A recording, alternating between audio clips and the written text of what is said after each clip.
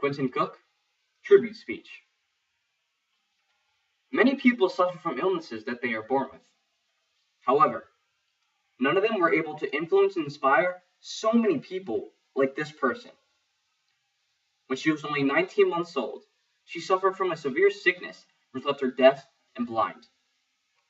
Even though at a young age, the girl was never able to hear and barely able to see, she developed into one of those life-changing and beautiful women America's ever known.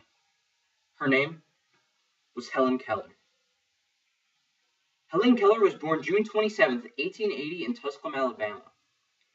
She's credited for her astonishing perseverance in education and her charitable contributions for the disabled. When Helen was a child, her parents took her to visit the Perkins Institute for the Blind.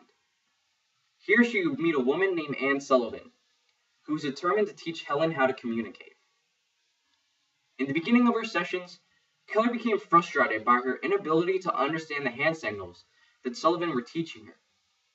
So Sullivan decided to take a different approach.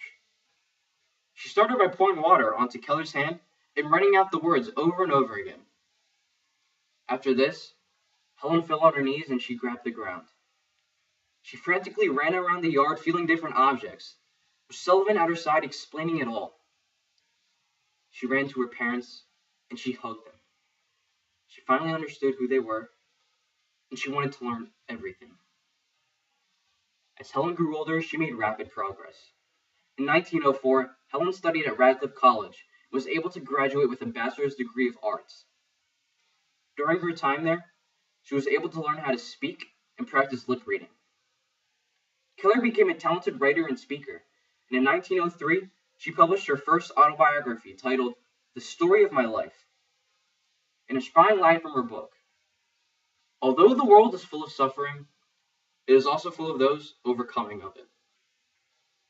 Her dedicated approach to education encouraged many other Americans to never give up.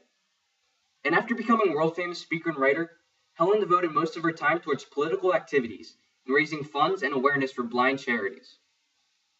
In 1915, she founded the Helen Keller International Organization. They devoted their research to vision, health, and nutrition for the blind. Keller was also a very devout socialist. A newspaper columnist who had praised her courage before she expressed her socialist views was saying because of her disabilities, she was easy to make mistakes. Keller responded to this editor with great power by saying sarcastically that she obviously shrunk in intelligence during the years since she since met him.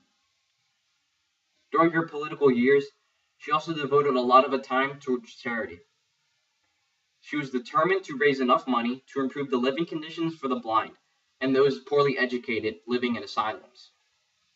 She spent the rest of her life as the most prominent advocate for the needs and rights of the handicapped until her tragic death on June 1st, 1968. Her story still inspires people today.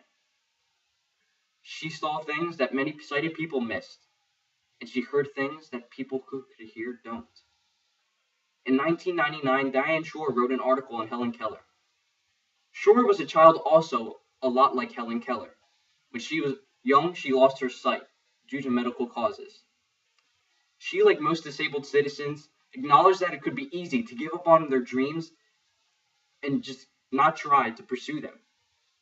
Instead, Shore followed Keller's example and overcame her obstacles. Shore tried to make a difference in the world, even if it was only her world. Just as Helen helped Shore overcome her obstacles, she helped a million of others in their struggle of life. Although Helen Keller was deaf and blind, she accomplished the goals that people could never dream of. From her courage and dedication to strive for a better education, to her political and charitable influences, she'll be remembered as one of the most inspiring people who's ever lived. And she has definitely inspired me. Thank you.